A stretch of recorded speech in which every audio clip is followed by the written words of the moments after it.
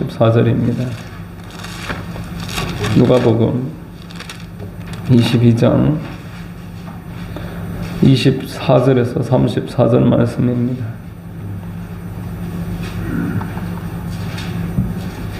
제가 봉독하겠습니다. 또 그들 사이에 그 중에 누가 크냐 하는 다툼이 난지라. 예수께서 이르시되 이방인의 임금들은 그들을 주관하며 그 집권자들은 은인이라 칭함을 받으나 너희는 그렇지 않을지니 너희 중에 큰 자는 젊은 자와 같고 다스리는 자는 섬기는 자와 같을지니라. 앉아서 먹는 자가 크냐 섬기는 자가 크냐 앉아서 먹는 자가 아니냐. 그러나 나는 섬기는 자로 너희 중에 있노라. 너희는 나의 모든 시험 중에 항상 나와 함께 한 자들인즉 내 아버지께서 나라를 내게 맡기신 것 같이 나도 너희에게 맡겨 너희로 내 나라에 있어 내 상에서 먹고 마시며 또는 보좌에 앉아 이스라엘 12지파를 다스리게 하려 하노라. 시몬아 시몬아 보라 사탄이 너희를 밀가부르듯 하려고 요구하였으나 그러나 내가 너를 위하여 내 믿음이 떨어지지 않기를 기도하였노니 너는 돌이킨 후에 내 형제를 굳게 하라. 그가 말하되 주여 내가 주와 함께 오게도 죽는 데에도 가기를 각오하였나이다.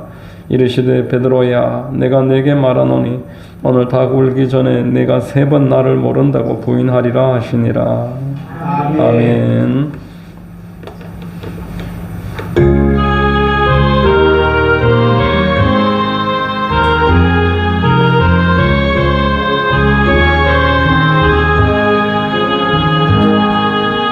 예수 우리 왕이여 이곳에 오셔서 우리가 왕께 드리네 영광을 받아주소서. 우리는 주님의 백성 주님은 우리 왕이라. 왕이신 예수님 모셔서 자정하사 다스리소서. 예수 우리 주시여 이곳에 오셔서 우리가 주께 드리네 찬양을 받아주소서. 우리는 주님의 종들 주님은 우리 주시라. 주 대신 예수님 오셔서 이 찬양을 받아주소서. 아멘. 할렐루야. 네, 수요예배 나오신 여러분들 주님 이름으로 환영하고 축복합니다. 저는 봉독해드린 오늘 누가복음 22장 24절 이하를 통해서 나의 모든 시험 중에서 이와 같은 제목의 말씀 전하겠습니다. 성령님이 역사해 주실 줄로 믿습니다. 아멘. 오늘 본문에 예수님이 베드로에게 네가 오늘 밤에 나를 모른다고 부인하리라 이래 했습니다. 이 마지막 날인 거죠. 예수님 이제 잡혀가시는 날이고 다음 날 되면 십자가에 못 박히신 이제 고난 주간의 마지막 이제 하이라이트와 같은 그 겟세마네 기도가 있는 그 날이 오늘 이 본문의 날입니다. 예수님은 이 제자들 중에 부인할 베드로도 알았고 또 예수님을 팔 유다도 알았습니다. 누가복음 22장 21절에 보라 나를 파는 자의 손이 나와 함께 상위에 있도다. 지금 나를 부인하고 나를 팔고 다 도망갈 이 몇 명의 이 제자들 뭐 다른 제자들도 있었을지 모르겠습니다만은 이런 제자들 사이에서 예수님은 당신 자신을 지금 부인하고 있습니다. 당신이 이제 친히 이제 제자들의 발을 씻깁니다. 요한복음에 보면은 이날 발을 씻깁니다. 그리고 내가 주가 되어서 너희들에게 이렇게 했으므로 너희들도 이와 같이 하라. 그렇게 예수님은 마지막까지 자기를 부인하고 있는 그런 모습이 오늘 본문의 내용입니다. 자, 그런데 예수님은 당신을 부인하고 끝까지 섬기시는데 제자들은 어떻습니까? 오늘 본문의 24절에 보니까 또 그들 사이에 그 중에 누가 크냐 하는 다툼이 난지라. 누가 더 이제 예루살렘에 올라가면은 높은 자리를 차지하고 예수님 주변에서 인정을 받고 앞으로 크게 쓰임을 받나. 이게 지금 중요하더라. 이렇게 이야기하는 것입니다. 자, 여러분, 이게 바로 우리 인생이 가지고 있는 내 힘으로는 벗어날 수 없는 죄의 그 습성입니다. 죄의 성이라고도 하고 내 스스로 해결할 수 없는 죄의 문제, 마귀의 양육의 결과라는 것입니다. 이 땅에 살아가는 사람들은 모두 다 이러한 마음을 가지고 내가 더 가지려고 하고 내가 더 높아지려고 하고 나에게 또 이렇게 유리한 것을 찾고 하나님의 뜻이 아니고 내 뜻을 찾고 이게 이 땅에 살아가는 사람의 현주소이고 모습이고 우리의 모습, 나 자신의 모습이 이러하다 이렇게 이야기하는 것입니다. 자, 여러분, 그래서 쓸데없는 분열이 일어나 마음속에 늘 분노를 가지고 있고 우리가 하나님은 부인하시고 나를 부인하라고 말했습니다. 내가 부인해야지만 예수님의 제자로 살아갈 수 있다 이렇게 말씀을 했습니다. 이렇게 부인하지 않고 계속 커지려고 하면 예수님의 영이신 성령님과 우리가 너무 괴리가 크기 때문에 십자가를 전한다고 하지만 성령의 역사가 나타나면 복음과 성령이 같이 있어야 되는데 복음만 있고 성령이 없을 때 하나님의 나라가 일어날 수 없었습니다. 그래서 예수님은 누구든지 나를 따르려거든 자기를 부인하고 자기 십자가를 지고 나를 따르라. 그리고 베드로도 나는 날마다 죽노라 이런 말했습니다. 자기를 계속 부인했다라는 것입니다. 자, 여러분, 우리가 한번 생각을 해볼 때 지금 어떻게 하면 부인할 수 있을까요? 내가 나를 부인하라, 주님이 부인하라 하셨는데 어떻게 하는 게 부인하는 삶이 될까? 자, 한 가지, 그 중에 한 가지는 하나님의 말씀을 계속 내가 선포하는 것입니다. 이게 나를 부인하는 큰 방법이 됩니다. 나를 부인한다는 것은 우리가 옛날에 루터와 그런 사람들처럼 고행을 하고 몸을 이렇게 억압을 하고 몸에 먹을 것을 주지 않고 잠을 자지 않고 이런 고통을 주는 것이 아니라 자기 부인은 자기 생각, 자기 혼과 하나님의 뜻 사이에서 내 혼을 계속 이제 꺾는 거예요. 내 혼과 영을 계속 분리시키는 것입니다. 하나님의 뜻을 알아야지 분별이 가능할 것입니다.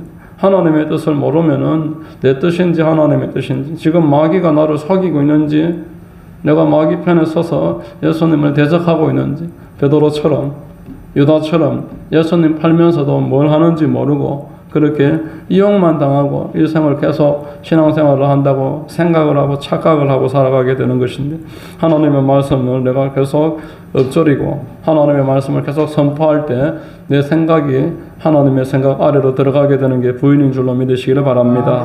히브리서 4장 12절에 하나님의 말씀은 살아있고 활력이 있어 좌우나 선 어떤 검보다 예리하여 혼과 영과 및 관절과 골수로 실러 쪼개기까지 하며 또 마음 생각과 뜻을 판단하나니 혼과 영을 찔러 쪼개서 분별이 일어나게 하고 우리가 내 생각과 하나님의 생각을 계속 분별해내고 마귀가 주는 생각 가까운 사람이라도 조언을 했을 때 이게 하나님의 뜻인지 마귀가 주는 생각인지 이렇게 잘 구분을 하려면은 하나님 말씀을 선포하는 것 이것이 우리 참 중요한 습관이고 이것을 통해서 자기 부인이 일어나는 것입니다.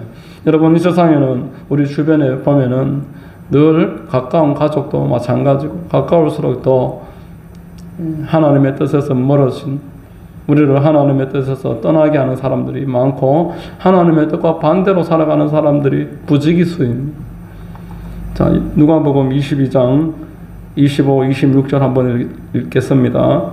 예수께서 이르시되 이방인의 임금들은 그들을 주관하며 그 집권자들은 은인이라 칭함을 받으나 너희는 그렇지 않을지니 너희 중에 큰 자는 젊은 자와 같고 다스리는 자는 섬기는 자와 같을지니라 이렇게 말합니다. 이렇게 너무나 우리와 다른 사람들 우리와 인생관이 이제 완전히 다른 사람들, 우리는 하나님 안에서 하나님이 보여주신 예수 그리스도의 본을 따라서 섬기는 자로 부름을 받아서 그렇게 살아가야 되는데, 세상 속에 있다 보면은 정반대로 사람들이 살아가는 거예요. 대접을 받아야 되고, 높은 자리에 앉아야 되고, 다른 사람이 나를 섬겨야 되고, 이러한 일들을 이제 우리는 보다 보면은 거기에 익숙해져 버리는 것입니다. 자, 여러분, 우리 하나님께서 이 제자들을 이 땅에 살아가는 동안에 섬기는 자리, 그러니까 수고하는, 고난도 불사할 수밖에 없는 이런 자리에 우리를 내버려 두는 이유가 무엇이겠습니까? 우리는 이 자리를 통해서 복음을 전하게 되는 것입니다. 복음을 섬길 기회를 주시는 것입니다. 내가 높은 자리에 앉아서 대접을 받으려고 하다 보면은 복음을 전할 기회가 오지 않을 것입니다. 내가 높은 자리에 있다고 할지라도 섬기는 자리로 내려가고 자기 자신을 부인할 때에 복음을 전할 기회가 일어나는 것입니다. 또 여러분, 우리는 이 땅에 고난을 받고 섬기는 자리에 하나님이 특별히 믿을 만한 성도들을 더 이렇게 섬기는 자리에 내버려 두시는 것은 이 땅의 시간이 잠깐이기 때문입니다. 우리가 생각할 때는 길다고 여겨져도 영생에 비했을 때 하나님이 보실 때는 잠깐이기 때문에 그렇습니다.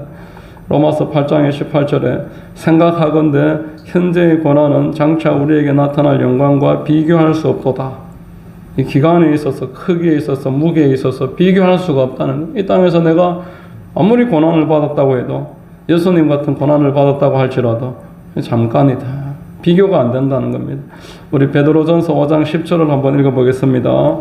모든 은혜의 하나님 곧 그리스도 안에서 너희를 부르사 자기의 영원한 영광에 들어가게 하시니가 잠깐 고난을 당한 너희를 친히 온전하게 하시며, 이렇게 말했습니다. 잠깐이다. 하나님이 우리를 어려운 형편에 내버려 놓으시는 때가 있지만 이 시간은 잠깐이다. 우리가 신앙생활에 물론 고난만 있는 것은 아닙니다. 하나님이 그때그때 이 고난을 피할 길을 주시고 감당할 힘도 더해 주시고 또 하나님이 함께 계시는 표적도 주실 것입니다. 고난만을 받고 그렇게만 살아가라 이런 의미가 아니라, 고난이 있을 수 있고 복음 안에서 힘든 일이 있지만 그러나 잠깐 지나가는 것이고 복음 전하기 위해 하나님이 그 자리에 두시는 것이다 라는 것입니다. 자기 부인을 지금 이야기하고 있는 중입니다. 자기 부인은 결심으로 안 됩니다. 여러분, 자기 부인은 말씀과 기도 외에는 안 되는 것입니다. 한 말씀 없소리로 말씀드렸는데, 누가복음 22장 우리 방금 읽은 33절에 그가 말하되 주여 내가 주와 함께 오게도 죽는 데에도 가기를 각오하였나이다. 내가 죽어도 부인 안 하겠다 이러고 그날 바로 부인해버리고, 그게 인생이다 라는 것입니다. 그래서 말씀, 그리고 오늘 이 고난 주간에 또 우리가 깊이 생각해 봐야 될 고난과 관련된 십자가 중심의 말씀들, 이런 말씀들이 저와 여러분들로 하여금 자기를 부인할 수 있는 근거가 되어주고 힘을 주는 줄로 믿으시기를 바랍니다. 자, 여러분, 지난주에도 레위기를 우리가 한번 살펴봤습니다. 레위기 1장이 번제에 관한 이야기였습니다. 번제 이 짐승 앞에 와서 안수하고 내 죄를 전가시키고 그 흠없는 소를 칼로서 찔러서 각을 뜨고 온몸에 가죽 다 벗기고 물로 씻겨서 하나님 앞에 태워올리는 번제, 그 예수 그리스도의 대속이라고 말했습니다. 오늘 두 번째를 한번 보겠는데, 레위기에 대한 오해가 있다고 말씀드렸습니다. 사람들이 레위기가 참 어렵다, 그래서 내 위기다, 있다 보면은 졸린다는 거예요. 꾸벅꾸벅 졸린다는 겁니다. 그래서 그냥 넘어가 버리거나 성경 읽기를 포기해 버리는 이 이유가 레위기에서 많이 일어나는데, 레위기는 지난주에도 소개했다시피 피로 쓴 사랑의 편지, 하나님이 피로써 우리를 사랑한다고 쓴 편지가 레위기입니다. 그리고 이 레위기에 나오는 1장부터 7장까지 나오는 이 5가지 제사는 예수님 이야기입니다. 번제도 예수님 이야기고 오늘 두 번째 살펴볼 소제도 예수님 이야기입니다. 자, 레위기 2장 1절이 소재 이야기로 시작하는데 한번 같이 읽어보겠습니다. 누구든지 소재의 예물을 야훼께 드리려거든 고운 가루로 예물을 삼아 그 위에 기름을 붓고 또 그 위에 유향을 놓아 이렇게 말합니다. 소재는 이 고운 가루를 가지고 하나님 앞에 제사를 드립니다. 짐승만 가지고 제사를 드리는 게 아니고 이 고운 가루를 가지고 이것만으로는 안 되고 번제라든지 화목제를 드릴 때 속건제, 속죄제를 드릴 때 같이 자발적으로 감사하는 마음으로 드리는 제사가 소제입니다. 소제의 이 고운 가루, 이게 왜 예수님을 상징하는가? 자, 여러분, 고운 가루 어떻게 만듭니까? 고운 가루, 이 절구통에다가 쌀이나 뭐 이런 가루를 만들 때 이렇게 한 사람이 망치질을 하고, 그건 떡이죠. 하여튼 뭐 맷돌에 넣어서 갈든지, 요즘 같은 경우에는 저 방앗간이 있으니까 거기 가면은 가루를 만들어 줄 것입니다. 여튼 잘게 이렇게 반복해서 뭐 기계를 사용하든 돌을 사용하든 잘게 이렇게 갈아서 빻아야지 가루가 나옵니다. 예수님이 이 땅에서 우리를 위해서 많이 고난당하신 것을 이야기하는 것입니다. 예수님이 이 땅에서 십자가 지신 것 외에도 많은 고난을 받으셨다고 오늘 본문도 말하지 않습니까? 22장 28절에 너희는 나의 모든 시험 중에 항상 나와 함께 한 자들인지. 예수님 아직 십자가 지기 전인데 예수님이 공생의 기간만 해도 슬픔이 있었고 인내가 있었고 근심이나 여러 가지 위협이 있었고 유혹이 있었고 마귀가 시험하고 이런 일들이 계속 있었습니다. 예수님은 이 땅에서 십자가의 제물 이전에도 많은 고난을 받아서 이렇게 많이 연단을 당하고 많이 인내를 하셔야 했다라는 것을 성경은 말씀을 하는 것입니다. 이사야서 53장 7절에 우리 같이 한번 읽겠습니다.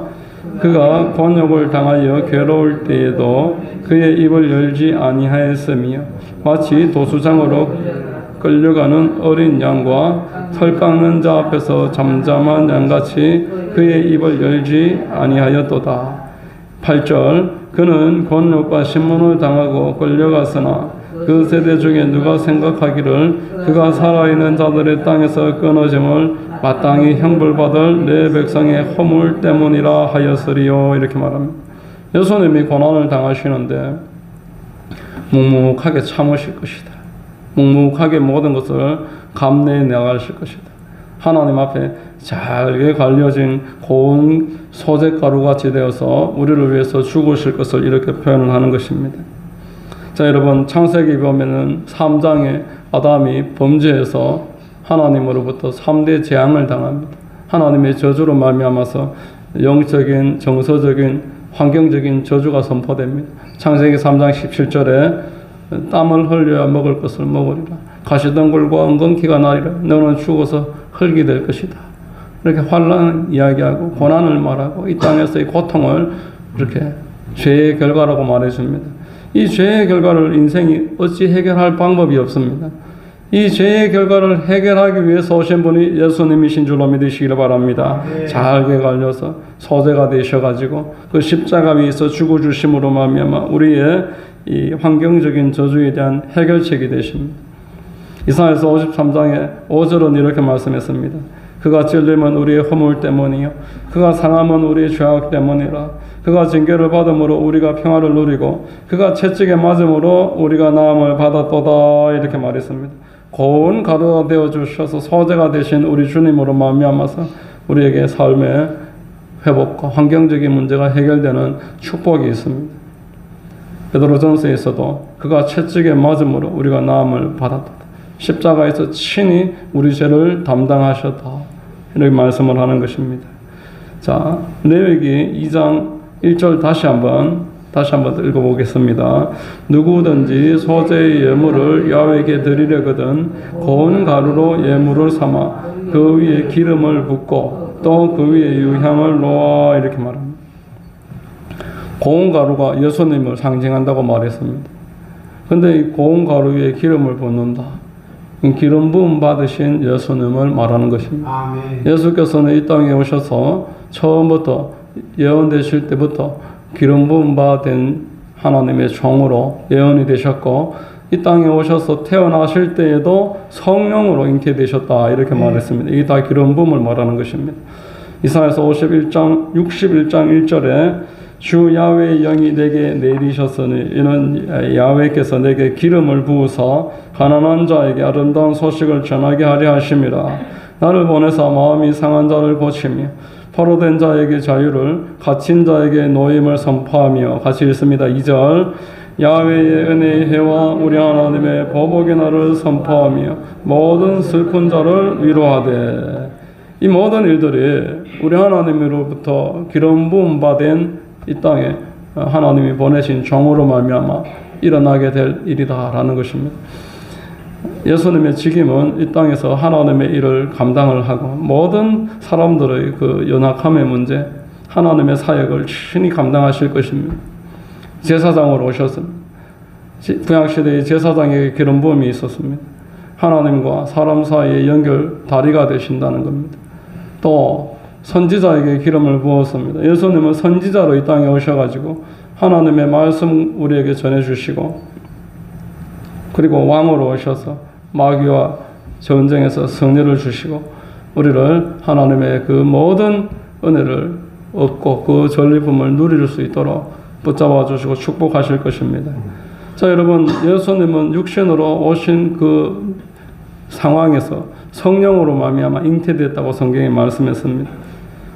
마태복음 1장 28절에 예수 그리스도의 나심은 이러하니라. 그의 어머니 마리아가 요셉과 약혼하고 동거하기 전에 성령으로 잉태된 것이 나타났더니 성령으로 말미암아 잉태되었다.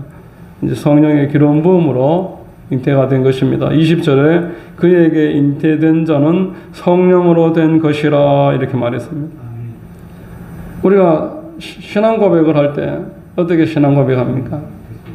성령으로 잉태하사 동정녀 마리아에게 나시고 이렇게 말씀합니다. 우리 주님은 성령의 기름 부음 받으셔서 이 땅에 오셨고 오신 것도 성령의 기름 부으심이고 모든 사역을 감당할 때도 하나님으로부터 계속 기름 부음 받으셨습니다.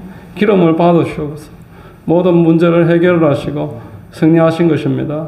우리 사도행전 10장 38절을 한번 같이 읽겠습니다.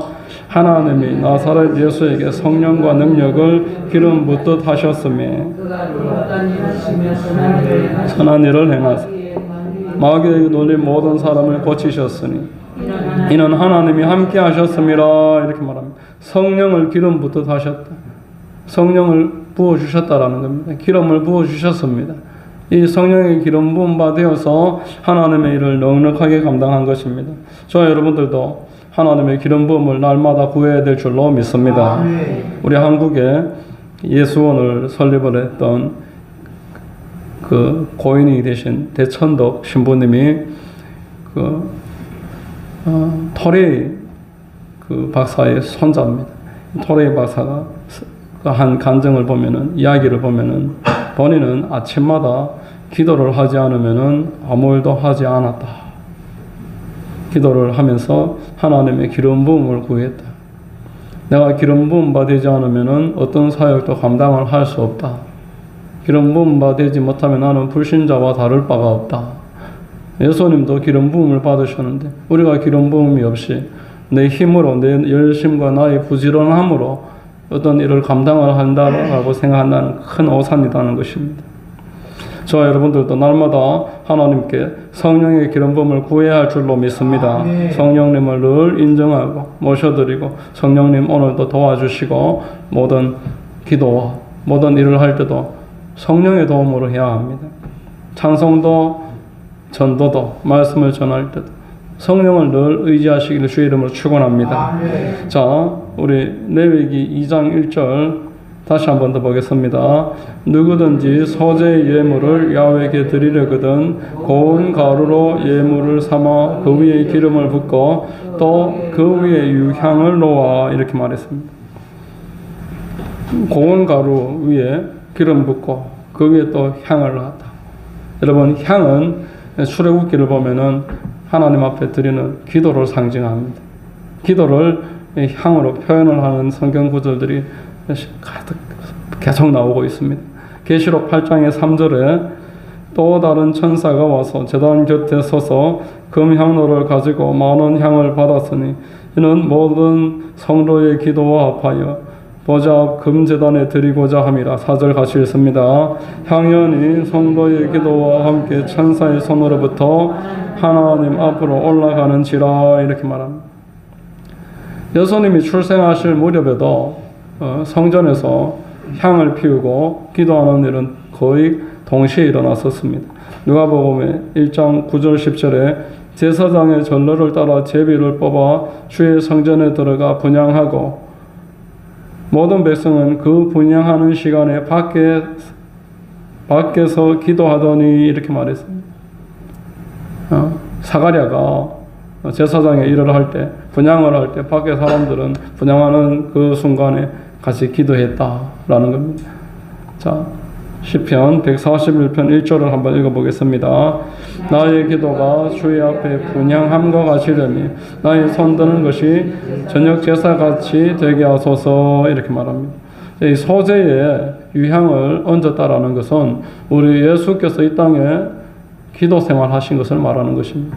예수님은 이 땅에 오셔서 잘게 가루가 되셔서 온전한 헌신의 삶을 사셨고 기름 부음 받으셔서 하나님 앞에 능한 존재로서 사역을 하셨으며 그의 모든 생활에는 기도가 함께 있었다라는 것입니다. 우리 주님은 철저하게 기도의 본이 되어 주셨습니다.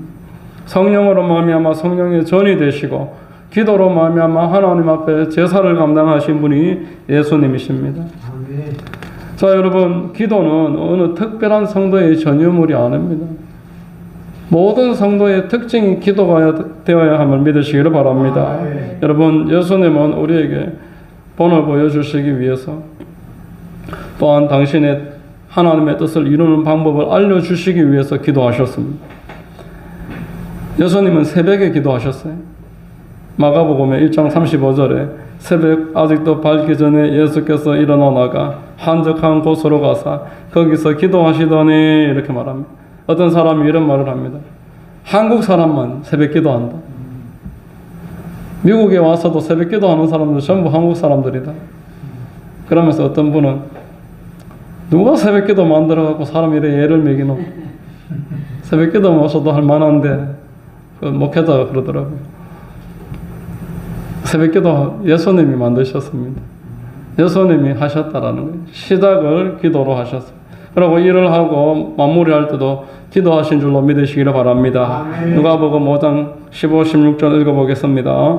예수의 소문이 더욱 퍼지매 수많은 무리가 말씀도 듣고 자기 병도 고침을 받고자 하여 모여오되 예수는 물러가사 한적한 곳에서 기도하시니라. 시작만 기도하신 게 아니고 일을 이제 마칠 때에도 한적한 곳에 가서 하나님이 이 모든 일을 아름답게 결실을 맺게 해달라고. 저도 우리 교회 전도를 마치면 와서 금요일 날은 꼭 뒤에 앉아서 성령이 이 전도의 결실을 꼭 맺게 해주십시오. 여러분들도 우리가 전도를 마치고도 기도하시기 바랍니다. 하나님, 우리 기도로 시작했으니까 기도로 마치게 해주시옵소서. 전도의 결실을 맺게 해주시옵소서. 기도하라는 것입니다. 자, 여러분, 예수님은 언제나 기도하셨습니다. 중요한 일을 만날 때마다 꼭 기도하셨습니다. 사도들을 뽑을 때도 기도하셨고 십자가를 지실 때도 기도하셨습니다. 예수님이 기도하시는 이유를 이렇게 설명을 하십니다. 요한복음의 6장 38절에 내가 하늘에서 내려온 것은 내 뜻을 행하려 함이 아니요 나를 보내신 이의 뜻을 행하려 함이니라.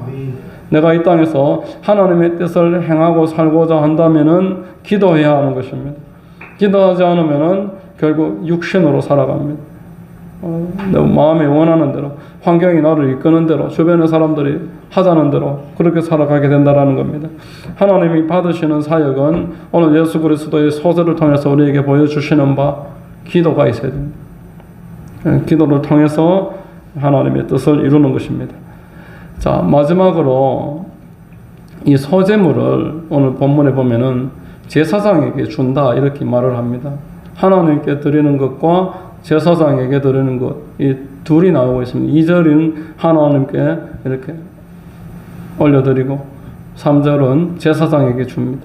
다른 제물은 제사자들도 먹지만 제사자가 아니고 제사장만 이 소제물을 먹는 것으로 2장은 말씀을 하는데,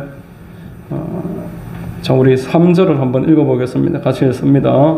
그 소제물에 남은 것은 아론과 그의 자손에게 돈을 치니 이는 야훼의 화제물 중에 지극히 거룩한 것이니라. 제사장에게만 이 소제물로 무교병도 만들고 무교전병도 만들고 기름 섞어서 이렇게 전도 만들고 누룩은 안 넣고 전을 만들어서 하나님 앞에 올려드리고, 10절에도 보면 똑같습니다. 레위기 2장 10절에도 보니까 제사장에게 돌려라. 자, 제사장이 누굽니까? 여러분, 교회 시대에, 지금 이 시대에 제사장이 누굽니까? 제사장은 하나님 앞에서 직접 제사 드리고 하나님 앞에 살아가는 사람을 말하는데, 우리 개신교는 여러분 가톨릭과 구분을 해서 모든 성도를 만인 제사장이다 이렇게 말을 하고 있고, 그것을 위해서 교회가 특별히 가톨릭과 구분이 되었습니다. 모든 성도는 하나님 앞에 나아가는 데 있어서 다른 누군가의 도움을 필요로 하지 않는다. 하나님 앞에서 죄 사함을 받았고 우리가 하나님 사이에 가로막고 있던 휘장이 갈라짐으로 누구든지 하나님 앞에 자녀가 되었고 언제든지 하나님 앞에 무릎을 꿇고 나아가서 하나님의 말씀을 들을 수 있고 기도할 수 있는 사람, 만인 제사장이 된 것입니다. 우리 하나님 앞에서 우리의 모든 휘장과 장애가 제거된 줄로 믿으시기를 바랍니다. 오늘 본문에 나오는 이 소제물을 먹어라, 이 제사장에게 주어라. 이 제사장은 성도를 말하는 것입니다. 소재 이 가루로 제사장에게 전병을 만들어서 주어라고 할 때 이 무슨 의미겠습니까? 성도는 예수를 먹는 것을, 먹어야 한다는 것을 말하고 있습니다. 예수로 나의 양식 삼는 사람이 성도임을 가르쳐 주는 것입니다. 여러분, 예수 그리스도를 내 삶의 양식과 나의 공급의 근원의 능력을 삼는 사람이 성도라고 오늘 이 소제제사는 선포해 주고 있는 것입니다. 베드로전서 2장 9절을 한번 읽어보겠습니다. 그러나 너희는 택하신 족속이요 왕같은 제사장들이요 거룩한 나라요 그의 소유가 된 백성이니 이는 너희를 어두운 데서 불러내어 그의 기이한 빛에 들어가게 하시니 아름다운 덕을 선포하게 하려 하심이라. 이렇게 말합니다. 제사장이 예수 그리스도로 말미암아서 기이한 빛을 이 땅에 드러내는, 예수를 먹었으니 예수를 나의 공급으로 삼고 힘으로 삼고 내 삶에 이제 예수가 내 삶에서 드러나는 것입니다. 예수님은 당신은 우리에게 떡이라고 그러셨어요. 누구든지 이 떡을 먹으면 영생을 얻으리라 하셨습니다. 요한복음 6장 48절 51절 한번 읽어보겠습니다. 내가 곧 생명의 떡이라. 나는 하늘에서 내려온 살아있는 떡이니 사람이 이 떡을 먹으면 영생하리라. 내가 줄 떡은 곧 세상의 생명을 위한 내 살이니라. 이래 말했습니다. 예수님은 이 세상 사람들에게 당신을 먹고 영원한 생명을 얻으라고, 영생을 얻으라고 당신의 몸을 십자가의 제물로 바치신 것입니다. 저 여러분들은 이제 이 예수 그리스도를 믿음으로 내 마음으로 영접을 하고, 그래서 예수 그리스도로 말미암아 거듭나게 되어서 예수 힘으로 살아가는 것입니다. 여러분, 사람은 무엇을 먹느냐에 따라서 영향을 받습니다. 여러분, 오늘 저녁 드셨습니까? 아무것도 안 먹으면 힘이 안 나고, 많이 먹으셨으면 힘이 나셨을 것이고, 좋은 것을 먹었으면 또 소화가 더 잘 되실 것이고, 술을 마시면 어떻습니까, 여러분? 술의 힘으로 살죠. 예수를 먹으면 어떻습니까? 예수 힘으로 사는 줄로 믿으시기를 바랍니다. 여러분, 사람은 먹는 게 그 사람의 힘이 되고 그 사람의 향을 좌우합니다. 사람이 그 먹는 게 몸에서 향으로 나온다고 합니다. 우리 한국 사람은 특유의 마늘 냄새가 난다고 해요.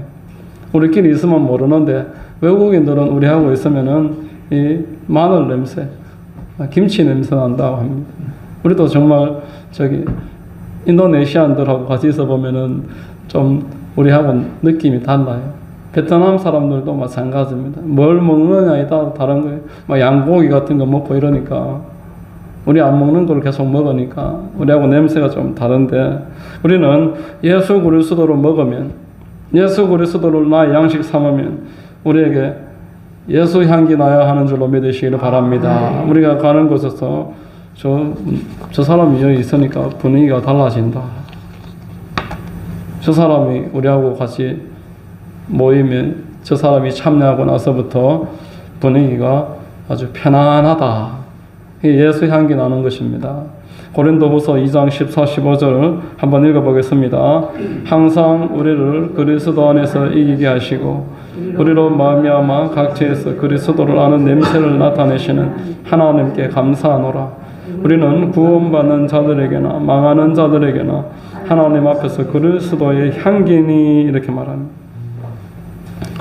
뭘 먹느냐에 따라서 힘도 달라지고, 뭘 먹느냐에 따라서 향기도 달라지고, 뭘 먹느냐에 따라서 인생의 방향도 바뀌는 것입니다.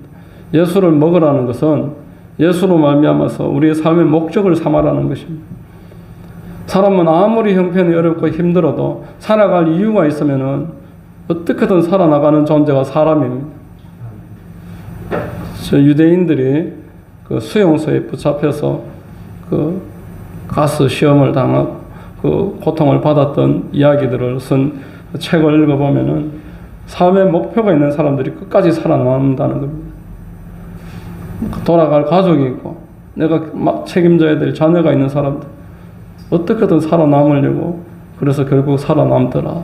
그 생존자들이 쓴 책에 그런 내용이 제가 기억이 납니다. 목표가 있으면은 산다. 내가 책임져야 될, 내가 이 땅에서 할 일이 있는 사람은 힘이 다르고 목적이 다른 사람은 힘을 얻고 승리한다는 것입니다.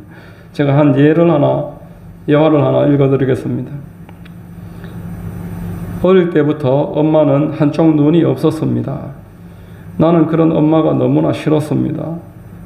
한쪽 눈이 없는 엄마는 시장에서 채소 장사를 하며 지독한 가난을 버텼습니다. 동네 친구들이 왜 네 엄마는 눈이 하나냐 하고 물을 때마다 나는 부끄러워서 고개를 들지 못했습니다. 그런 엄마가 미웠습니다. 초등학교 입학하고 엄마가 학교에 찾아오는 날이면 나는 엄마를 피해 숨어 다녔습니다. 한쪽 눈이 없는 엄마도 싫었고 그런 엄마가 채소 장사에서 먹고 사는 그 자체가 싫었습니다. 나는 악착같이 공부했습니다. 성공해서 엄마를 떠나고 싶어서 그랬습니다. 서울대에 합격을 하고 서울에 자리 잡고 직장 생활을 했습니다. 결혼도 하고 예쁜 아이도 낳았습니다. 이제는 가난과도 멀어졌습니다. 어머니를 떠나 행복한 삶을 살고 있었을 때였습니다. 불청객이 찾아왔습니다. 바로 어머니였습니다. 내 작은 딸은 그 할머니를 보고 놀라서 울음을 터뜨렸습니다. 나는 어머니에게 버럭 소리를 질렀습니다. 누가 여기 오랬어요? 왜 애를 놀라게 해요? 당장 가세요. 아무 말 없이 낡은 보따리를 놔두고 어머니는 쫓겨가듯이 돌아가셨습니다. 며칠 후 고향에서 엄마가 돌아가셨다는 소식이 왔습니다. 급히 고향에 간 나는 어머니가 남긴 편지 한 장을 보고 무너졌습니다. 편지 내용에 내 눈이 하나밖에 없어서 정말 미안했다. 그런데 이것은 네가 어릴 때 사고로 한쪽 눈을 잃었을 때 엄마는 네가 한쪽 눈으로 세상을 살아가게 할 수가 없었단다. 그래서 내 눈을 너에게 주었어. 엄마는 한 번도 억울하거나 슬프지 않았단다. 내 눈으로 세상을 보는 네가 자랑스러워서 짐이 되어서 미안하구나. 아들은 그 편지를 다 읽고 통곡하지 않을 수가 없어서 이렇게 예화를 끝내는데, 이 어머니가 한쪽 눈이 없이 시장에서 채소 장사를 하면서도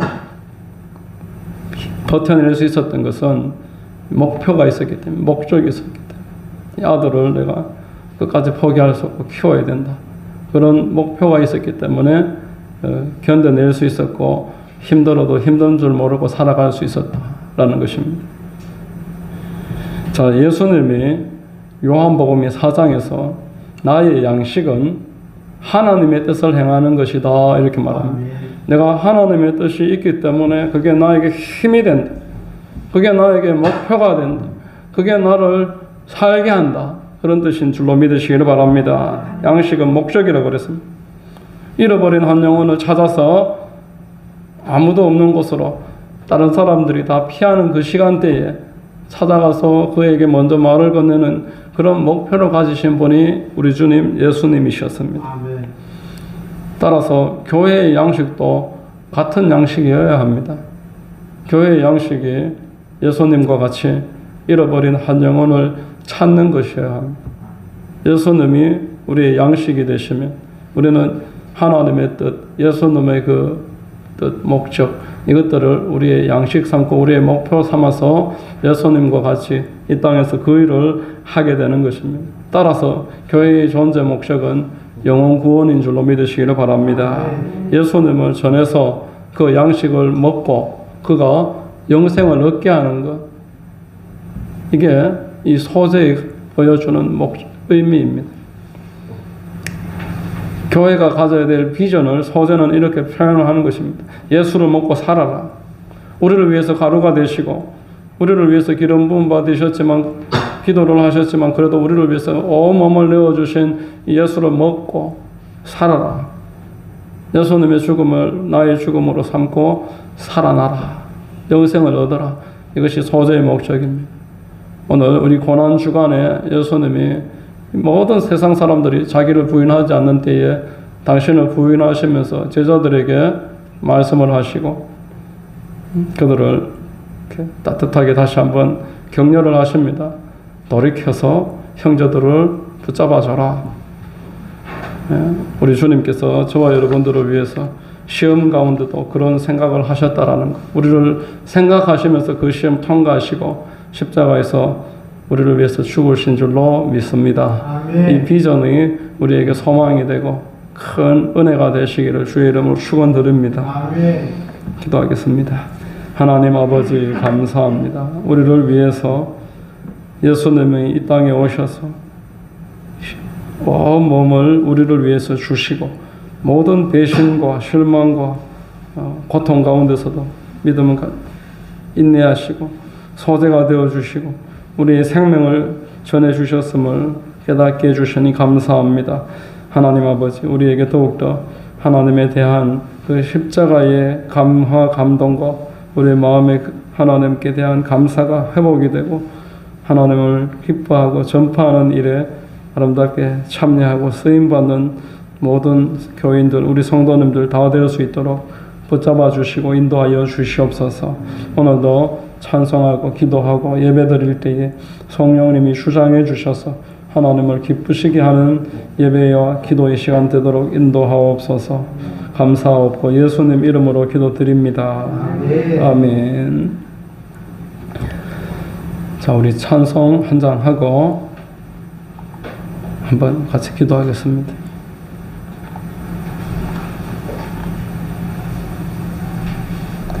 찬송가